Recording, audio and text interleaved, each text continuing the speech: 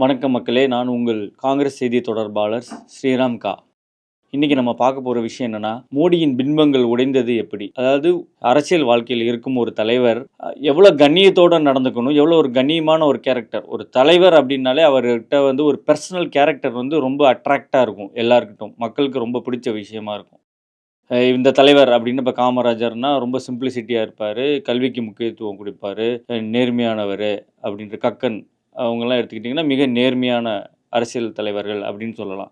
ஆனால் இந்த மோடி அப்படின்ற நம்ம நாட்டின் பிரதமரை மோடி மிக கண்ணியமிக்கவர் அப்படின்னு தான் இந்த பக்தால்ஸ், அவரோட பக்தால்ஸ் எல்லாருமே குறிப்பிடுவாங்க. பட் அந்த கண்ணியத்துக்கு குந்தம் விளைவிக்கிற வகையில் இப்போ ரீசண்டாக ஒரு செய்தி வந்தது. அது நாடறிந்த விஷயம். எப்ஸ்டீன் ஃபைல்ஸ் வந்தது. அந்த எப்ஸ்டீன் ஃபைல்ஸை பார்லிமெண்ட்டில் எங்கள் தலைவர் ராகுல் அவர்கள் பேச ஆரம்பித்தோடனே தடை பண்ணிட்டாங்க. அதுக்கப்புறம் அதுக்கு அடுத்த நாளே பிரதமர் மோடி அவர்கள் மலேசியா சுற்றுப்பயணத்துக்கு கிளம்பிட்டார். ஸோ இதுதான் எப்ஸ்டீன் ஃபைல் உண்மையிலே இந்த மோடியோட பக்தாள்களுக்கு ஒரு பேரிடியை கொடுத்தது. ஏன்னா அவர் மிக கண்ணியமானவர்னு சொல்லிட்டு இருந்த வகையில் அவரோட முகம் கிழிக்கப்பட்டிருக்கு. இது முதல் தடவையா அப்படின்னா கிடையாது. மோடி அவர் முதலமைச்சராக இருந்த காலத்தில் அவரோட பேர் ஒரு பெண்ணுடன் முதலாக அடிபடுது. அது அவங்க பேர் மான்சி சோனின்னு சொல்லுவாங்க. அவங்க ஒரு ஆர்கிடெக்ட், இளம் பெண். அவங்க குஜராத்தில் வாழ்ந்தாங்க. இவர் பிரதமராக இருக்கும்போது இவரும் அமித்ஷாவும் அவங்களோட தொலைபேசி எண்ணை ஒட்டு கேட்டாங்கன்னு சொல்லி அவங்க பெற்றோர்களே எஃப்ஐஆரே ஃபைல் பண்ணியிருப்பாங்க. ஸோ அந்தளவுக்கு குஜராத்தில் அவரோட பேர் அடிபட்டது ஒரு இளம் பெண்ணுடன். அப்போ அவர் ஒரு 50 வயசுக்கு மேலே இருந்தார் மோடி அவர்கள். அப்போ இருந்தே அவருக்கு அலிகேஷன் ஆனது. அது மட்டும் முதல்ல அப்படின்னிங்கன்னா, இவரோட சிஎம்மான காலகட்டத்தில் மட்டும் குஜராத்தில் கிட்டத்தட்ட 40,000 இளம் பெண்கள் மாயமாயிருக்காங்க. அது என்சிஆர்பி டேட்டாவில் தெரியுது. இதுக்கு அடுத்து பார்த்தீங்கன்னா, இப்போ ரீசண்டாக நேற்று சோஷியல் மீடியா சேர்மன் பவன் தலைவர் ஒரு ப்ரெஸ் மீட் கொடுத்துருக்காங்க. அதாவது என்னென்னா, எப்ஸ்டீன் ஃபைலில் இந்திய இளம் பெண்ணோட ஆதாரம் இருக்குது, அவங்களோட வீடியோ இருக்குது, அவங்கள ஐடென்டிஃபை பண்ணுங்கன்னு இந்தியன் எம்பசிக்கு கேட்டிருக்காங்க. பட் இந்தியன் எம்பசி எந்த ஒரு ரெஸ்பான்சிபிளும் பண்ணாமல் அந்த விஷயத்தையே நிராகரிச்சிருச்சு பயத்தில். ஸோ இந்த அளவுக்கு ஒரு கண்ணியமிக்க தலைவராக தான் மோடி நடமாடி கொண்டு இருக்கிறார். அடுத்து ரெண்டாவது அவரோட கேரக்டர் என்னென்னா, தேசபக்தின்னு சொல்லலாம். மோடி பெரிய தேசபக்தி உடையவர் அப்படின்னு சொல்லுவாங்க. ஆனால் தேசபக்தி உண்மையிலே அவர்கிட்ட இருந்ததுன்னா, இதுவரையும் ரெக்கார்டு படி அவரோட 2014 பிறகு இப்போ வரையும் ரெக்கார்டு படி 728 இராணுவ வீரர்கள் கொல்லப்பட்டிருக்காங்க இந்த மோடியோட காலகட்டத்தில்.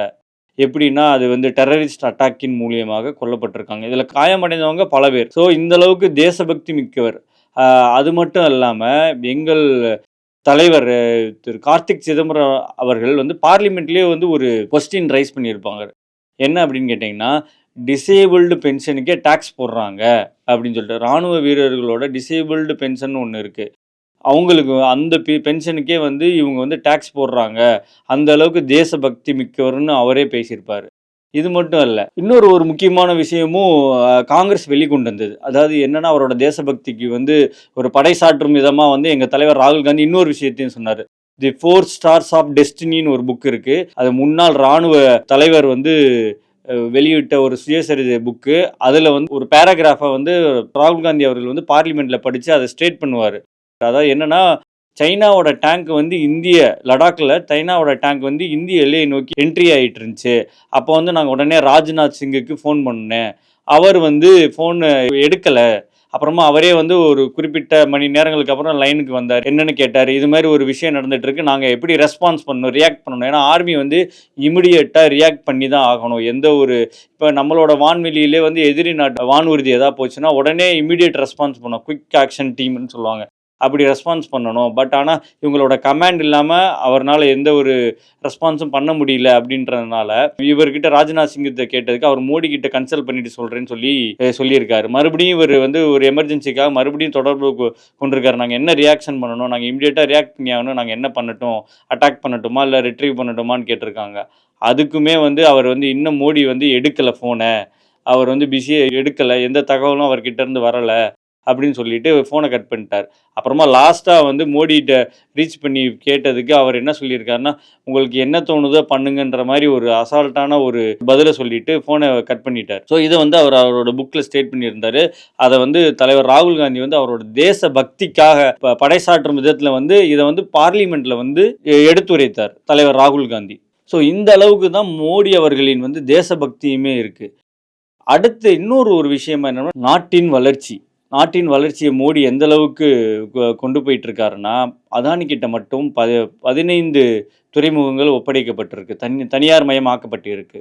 அந்த முகங்கள்லேருந்து பெறப்படும் வருமானம் வந்து 34,000 கோடி, லாபம் மட்டும் 11,000 கோடி ஒரு துறைமுகத்துக்கு ஒரு வருடத்தில். இப்போ பார்த்துங்க எவ்வளோ லாபம் அடைவாங்கன்னு சொல்லிட்டு நம்ம நாட்டின் சொத்தை வைத்து. அதுக்கப்புறம் எடுத்துக்கிட்டிங்கன்னா, அமெரிக்கா இப்போ சமீப காலமாக நமக்கு வந்து எதுக்கோ எல்லாத்துக்கும் நின்னா வரி நடந்தா வரி, நீங்கள் சினிமா பார்த்தா லக்ஸுரி டேக்ஸ்ன்னு சொல்லுவாங்க. அது நீங்கள் டிக்கெட்டில் பார்த்தீங்கன்னா, நீங்கள் சினிமா டிக்கெட்டில் பார்த்தீங்கன்னா லக்ஸுரி டேக்ஸ்ன்னு வேறு ஆட் பண்ணியிருப்பாங்க உங்கள் சினிமா டிக்கெட்டில். எல்லாத்துக்கும் வரி போடுற மோடி நீங்கள் வந்து இன்றைக்கி அமெரிக்கா கிட்ட டோட்டல் சரண்டர் ஆகி அவங்க வந்து நம்ம வந்து எக்ஸ்போர்ட் பண்ணால் அவங்களுக்கு வந்து 18% வரி கொடுப்போம். ஆனால் அவங்க வந்து இங்கே இம்போர்ட் பண்ணால் 0% வரி, ₹1 வரி கூட கிடையாது அவங்களுக்கு. இம்போர்ட் டியூட்டி ஒரு வரியும் கிடையாது, 0% வரி. அவன் தாராளமாக எவ்வளோ வேணாலும் இம்போர்ட் பண்ணிக்கிட்டே இருக்கலாம். ஏன் இந்த ஜீரோ மயமாக்குனா அவன் என்ன வேணால் இம்போர்ட் பண்ணலாம், எவ்வளோ வேணால் இம்போர்ட் பண்ணலாம், கேட்பாரு யாருமே கிடையாது. அப்படி கதவை திறந்து விட்டார் நாட்டின் வளர்ச்சிக்காக. இது மட்டும் இல்லை, நம்மளோட விவசாயிகள் இங்கே வந்து அவங்களோட விளைபொருட்களுக்கு வந்து உரிய விலை கிடைக்காம போராடி கொண்டு இருக்கும் நேரத்தில் வந்து இவர் எம்எஸ்பின்னு கேட்டுலாம் போராட்டம் பண்ணிகிட்டு இருக்காங்க.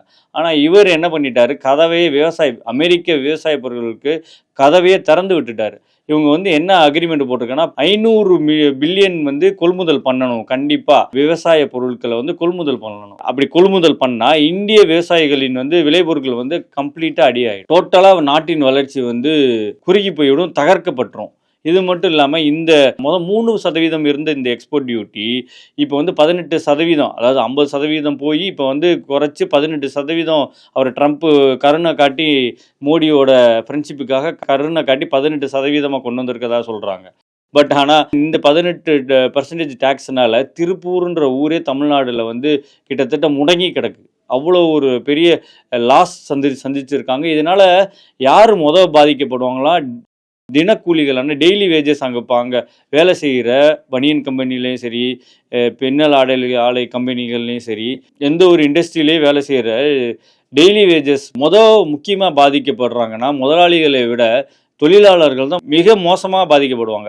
ஏன்னா டெய்லி வருமானத்தை நம்பி தான் அவங்க வாழ்வாதாரமே இருக்கும். ஸோ அவங்க இந்த மாதிரி விலையேற்றத்தினாலையும் இந்த மாதிரி வரிகள்னாலையும் என்ன ஆகுதுன்னா, அவங்களோட வேலை குறைக்கப்படுகிறது. வேலையே இல்லாத தன்மை, அவங்க ஃபேக்ட்ரியே ஓடலை, ஃபேக்ட்ரி இழுத்து மூடிட்டாங்கன்னா அவங்க எங்கே போய் வேலை தேடுவாங்க? கிட்டத்தட்ட திருப்பூரில் வந்து தமிழர்கள் மட்டும் இல்லை, வட மாநிலத்தவரே கிட்டத்தட்ட ஒரு 10 லட்சம் பேருக்கு மேலே அங்கே வேலை செஞ்சுட்டு இருக்காங்க. டோட்டல் இந்தியா மக்களின் எல்லாரோட வாழ்வாதாரமும் பாதிக்கப்பட்டுருக்கு இன்னைக்கு இந்த வரி ஏற்றத்தினால. இதை வந்து கண்டுக்காமல், இதை பற்றி எந்த ஒரு பதிலும் ரெஸ்பான்ஸும் பண்ணாமல் தன்னிச்சையாக செயல்படுது இந்த மோடியின் அரசாங்கம்.